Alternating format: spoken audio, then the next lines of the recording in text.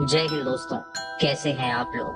तो आज हम बात करने वाले हैं 2026 में आई एक मलयालम हॉरर मूवी के बारे में, जिसकी कहानी बहुत अच्छी है और ये आपको बेहद पसंद आएगी। तो आप इस वीडियो को अंत तक जरूर देखिएगा। फिल्म की कहानी एक पुराने फार्म हाउस से शुरू होती है, जो घने जंगल और बड़े बाग के बीच में स्थित है।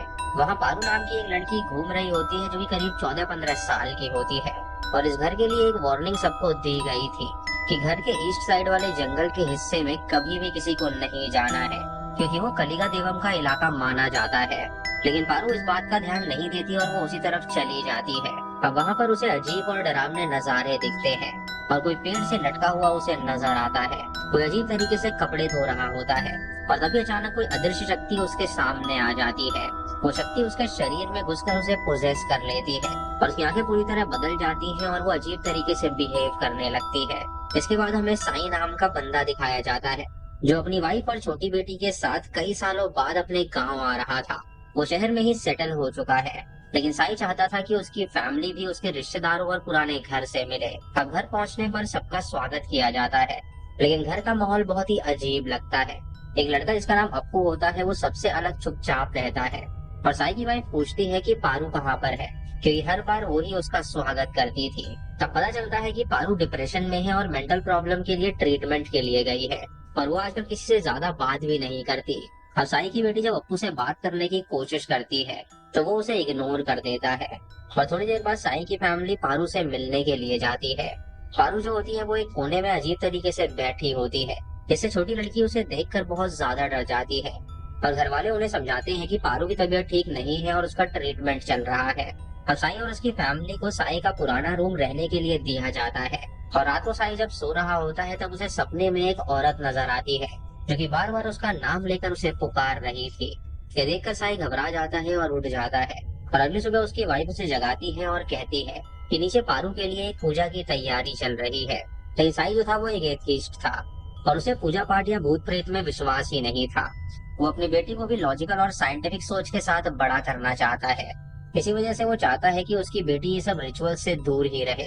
लेकिन घर वाले कहते हैं कि पारू सच में किसी बुरी शक्ति के असर में है, इसीलिए पूजा करानी बहुत ज्यादा जरूरी है। अब उसके बाद साई नेटवर्क ढूंढने के लिए बाहर निकलता है, क्योंकि उसे काम के लिए इंटरनेट चाहिए था। वहाँ उसका मामा उसे मिलता है, जो कि बताता है कि इस इलाके में नेटवर्क आना बहुत ही ज्यादा मुश्किल है। और उसके बाद मामा पूजा के लिए पैसे भी मांगता है। और साई मजाक उड़ाता है और कहता है कि आप लोग पैसे बर्बाद कर रहे हो। लेकिन तब उसका मामा बताता है कि इस घर के हर मेंबर को कोई ना कोई मुसीबत है। किसी को पैसे की दिक्कत है तो किसी को हेल्थ की प्रॉब्लम है, और पारू की हालत तो सबसे ज्यादा अलग हो गई है। यहाँ तक कि मामा का अपना बेटा भी मेंटली और फिजिकली परेशान रहता है। इसीलिए मामा को लगता है कि पूरे परिवार पर किसी का श्राप है, इसीलिए पूजा करवानी बहुत ज्यादा जरूरी है। अब अगले सुबह साई अपने दोस्त के घर वाईफाई यूज करने के लिए जाता है और उसकी बेटी भी साथ चलना चाहती है, लेकिन बाद में वो घर ही रुक जाती है। अब घर में टीवी, इंटरनेट और मोबाइल सिग्नल ना होने की वजह से वो लड़की बहुत ही ज्यादा बोर हो रही होती है। तभी उसे ऊपर से एक मधुर गाने की आवाज सुनाई देती है और वो आवाज फॉलो करते हुए ऊपर जाती है और देखती है कि पारू वहाँ पर गाना गा रही है। लेकिन जैसे ही पारू उसे देखती है, वो लड़की डर के वहाँ से भाग जाती है। उसके बाद पारू भी उसके पीछे आने लगती है। तभी बीच में कपड़ों के पीछे से एक हाथ निकलकर उसे पकड़ लेता है, जिससे कि वो लड़की और ज्यादा डर जाती है। और बाद में उसे पता चलता है कि वो पारू की माँ है। वो बताती है कि पारू अभी ठीक हो रही है। और उसके बाद पारू खुद उससे प्यार से पूछती है कि क्या वो गाना सीखना चाहेगी। लेकिन छोटी लड़की बहुत ही घबराई होती है, इसीलिए वो मना कर देती है। अब उस रात को साई बहुत ही देर से घर लौटता है और जब वो अपने रूम में तैयार हो रहा होता है, तब उसे आईने में वही औरत नजर आती है जो उसके सपने में आई थी। अब वो उसके पीछे चलने लगता है और वो औरत अचानक से गायब हो जाती है। इसी दौरान पारू पूजा को छोड़कर पानी पीने के लिए आती है और उसे देखकर साई इतना ज्यादा घबरा जाता है कि उसकी आंखों में आंसू तक आ जाते हैं। पारू के पिता उसे समझाते हैं कि पारू अब धीरे धीरे ठीक हो रही है और पूजा का असर दिख रहा है।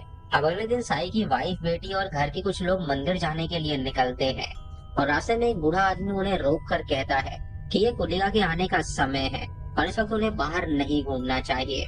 अब उसकी बात सुनकर सभी लोग हैरान हो जाते हैं और वो लोग घर वापस लौट आते हैं। अब घर आने के बाद साई की बेटी उससे कुलिका के बारे में पूछती है, तो साई कहता है कि कुलिका कुछ भी नहीं होता है, बस बच्चों को रात में बाहर जाने से रोकने के लिए एक कहानी बनाई गई है। हालांकि गांव वाले कुलिका को एक राक्षस या देवता मानते हैं अब साई की बेटी ये सब बातें सुनकर और ज्यादा क्यूरियस हो जाती है, इसीलिए वो बाकी बच्चों के साथ जंगल घूमने के लिए निकल जाती है।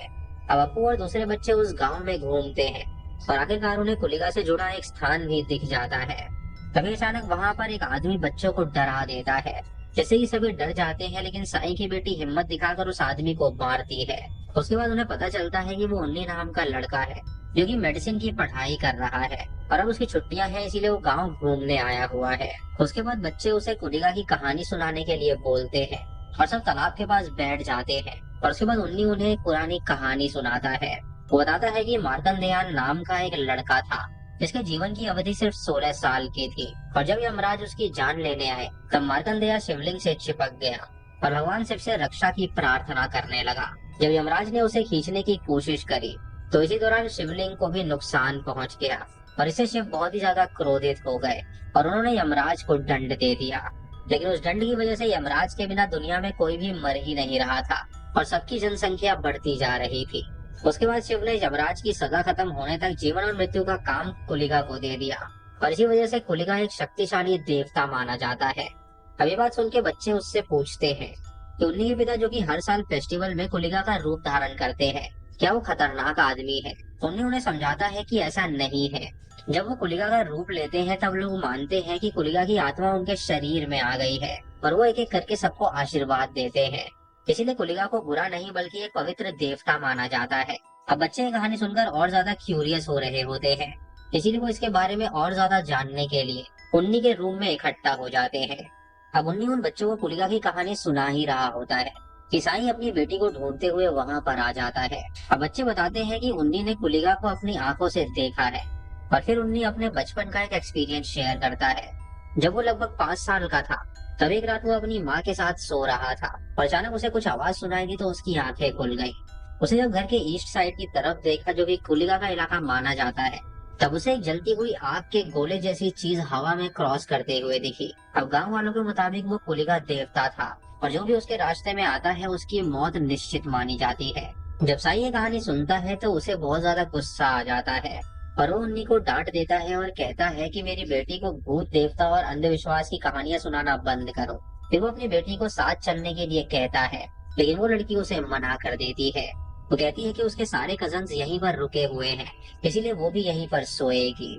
अब उसके बाद साई और उसकी वाइफ उसे वहीं पर छोड़कर चले जाते हैं। उस रात सब बच्चे सो जाते हैं, लेकिन साई की बेटी कुलिका को देखने की उम्मीद में जागी रहती है और अप्पू भी वहाँ पर जाग रहा होता है।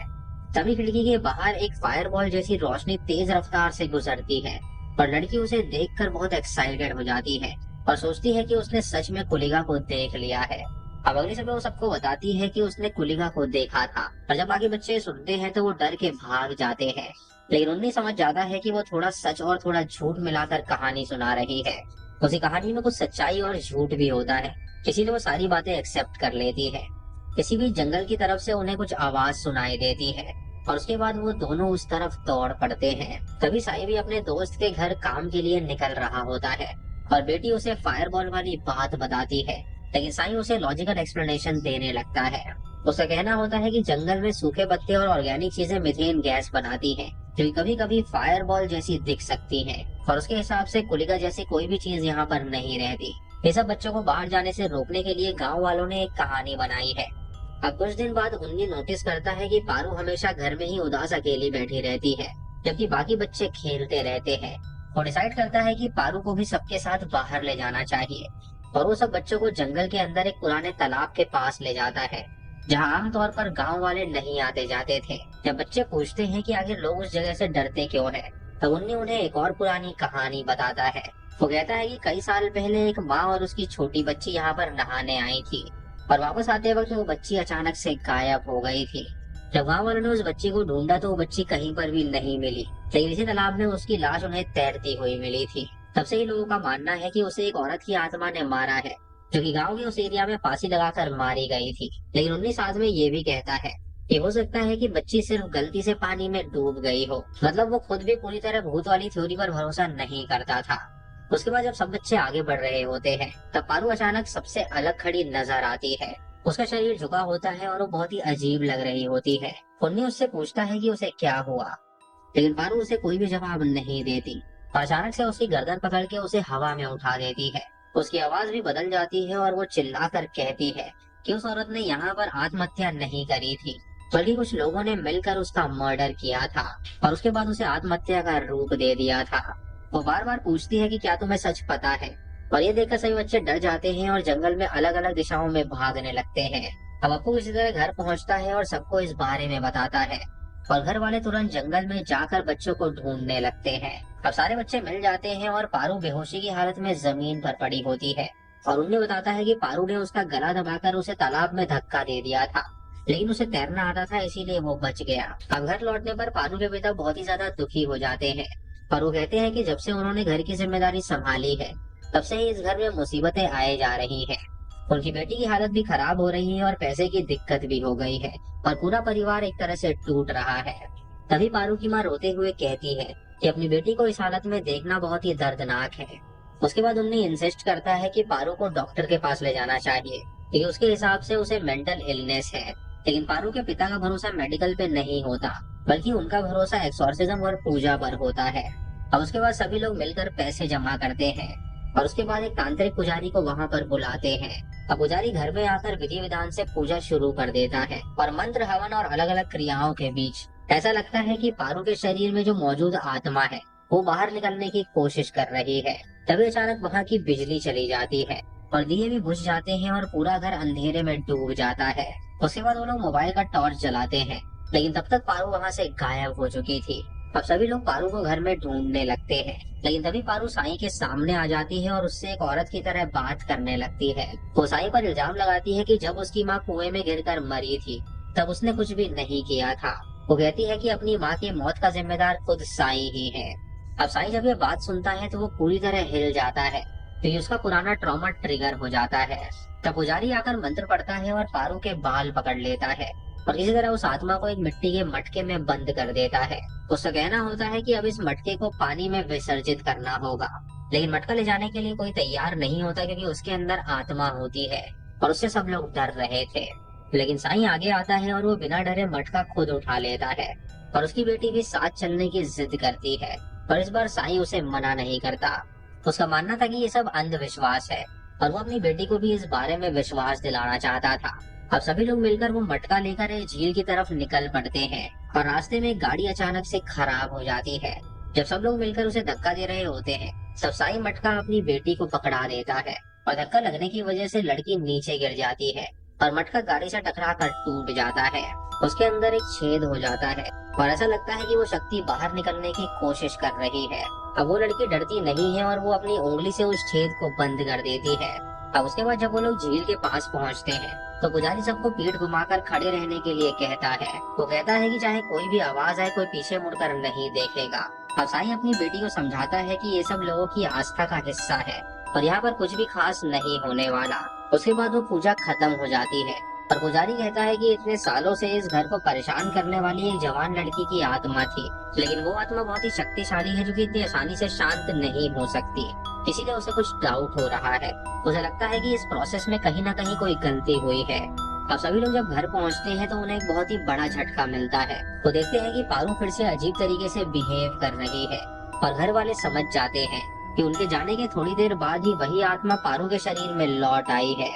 अब उन्हें उनसे फिर कहता है कि ये सब मेंटल इलनेस है और लोग तांत्रिक को बुलाकर बिना वजह ही पैसा बर्बाद कर रहे हैं। तभी अचानक वो घर की औरतें भी अजीब तरीके से रिएक्ट करने लगती है, जैसे उन पर भी किसी चीज का असर हो गया हो। अब पुजारी को दोबारा बुलाया जाता है और वो मानता है कि कुछ गलत जरूर हुआ है, इसीलिए वो कहता है कि उसे एक एक्सोर्सिज्म करना पड़ेगा। फिलहाल वो सबकी सुरक्षा के लिए ताबीज बना देता है और साईं उसे पहनने से मना कर देता है और कहता है कि उसे और उसकी बेटी को ये ताबीज की जरूरत नहीं है। अब रात को साईं की बेटी बहुत ज्यादा गिल्ट महसूस करती है और उसे लगता है कि मटके में छेद होने की वजह से वो आत्मा दोबारा आजाद हो गई। साईं उसे समझाता है कि भूत वूत कुछ भी नहीं होता और ये सब लोगों की मानसिक स्थिति और भरोसे का नतीजा है। वो जेनरिक मेंटल इलनेस और साइकोलॉजी इन्फ्लुएंस का मिसाल देकर उसे शांत कराता है, लेकिन लड़की अब भी पूरी तरह कन्विंस नहीं होती। अब बाद में वो अपने कजन्स को सारी बात बताती है और जैसे वो आत्मा के मटके से निकलने की कहानी सुना रही होती है, अचानक से घर का दरवाजा जोर जोर से बजने लगता है और लाइट फ्लिकर करने लगती है। ये देखकर सभी बच्चे बुरी तरह डर जाते हैं। और दोस्तों, यहीं से अब कहानी और ज्यादा सस्पेंसफुल होने वाली है। अब सब लोग रो रो कर कहने लगते हैं कि इतनी कोशिश करने के बाद भी वो लोग पारू को नहीं बचा पाए। अब ये सुनकर छोटी लड़की भी बहुत ज्यादा इमोशनल हो जाती है और उसे लगता है कि उसकी गलती की वजह से ये सब कुछ हुआ है।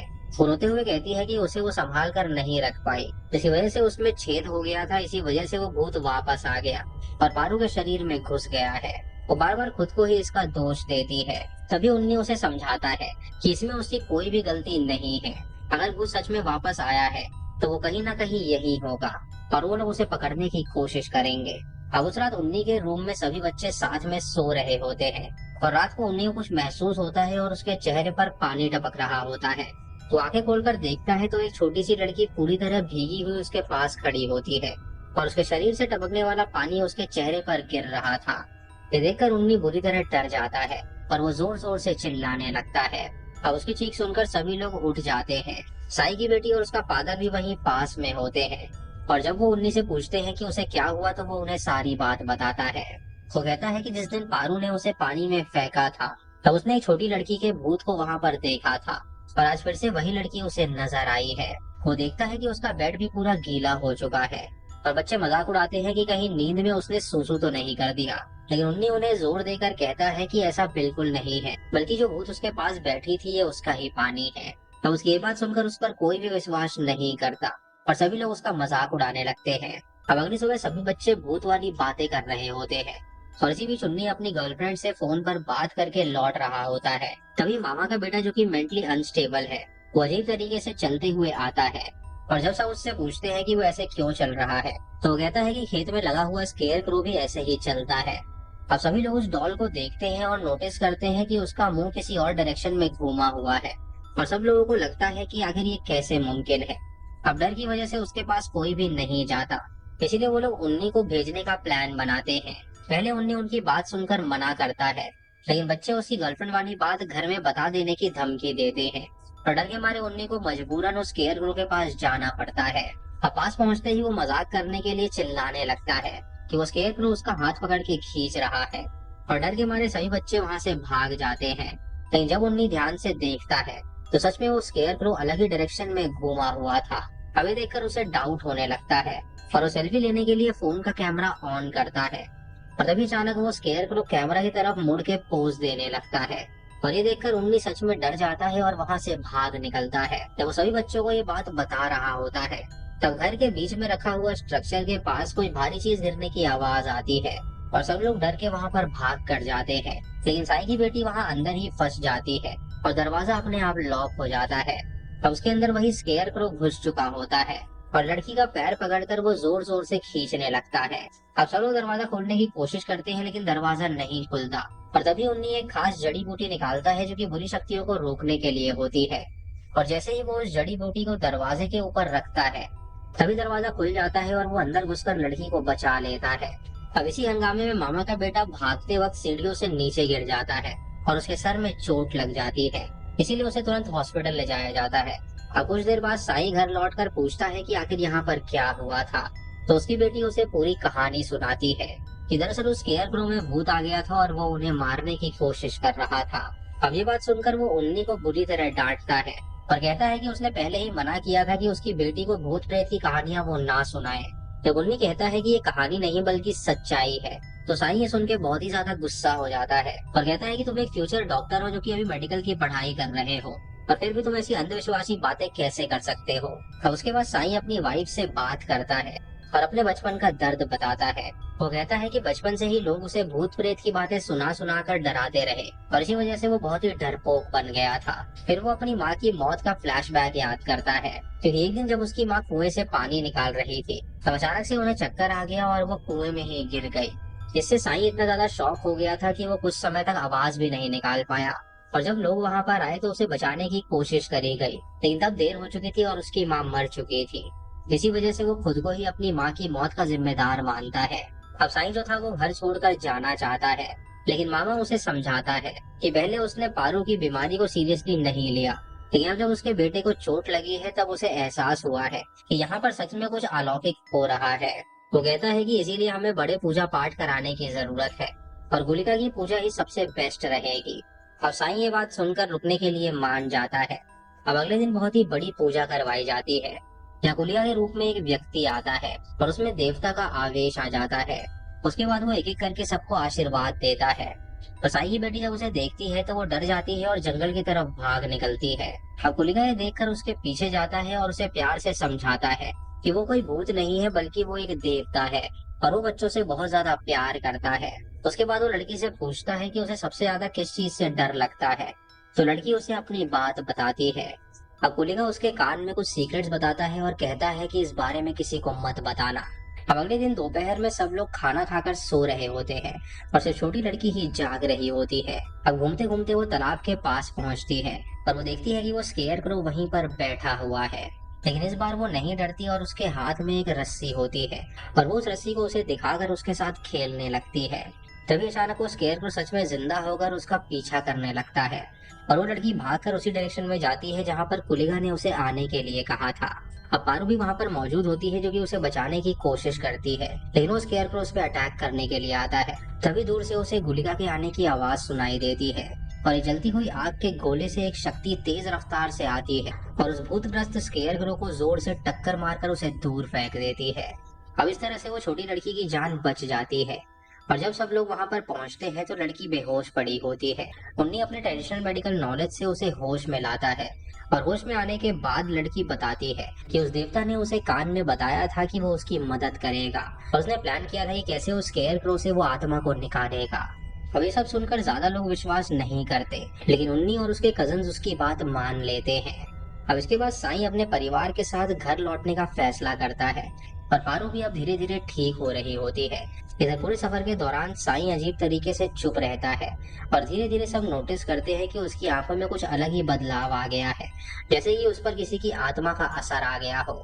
अब फिल्म के आखिरी सीन में मामा का बेटा तालाब के पास बैठकर किसी से बात कर रहा होता है और जब ध्यान से देखते हैं तो पता चलता है कि वो छोटी लड़की की आत्मा है जो कि उसी पानी में गिरकर मर गई थी। लड़का उससे पूछता है कि उसका घर कहाँ पर है और वो वापस कब जाएगी। तो वो आत्मा मुस्कुराती है और कहती है कि वो उसके घर तक पहुंच ही नहीं सकता। इतना कहकर वो पानी में उतर जाती है और लड़का ये देखकर हैरान हो जाता है और इसी के साथ ये मूवी यहीं पर खत्म हो जाती है। तो दोस्तों ये थी इस फिल्म की कहानी।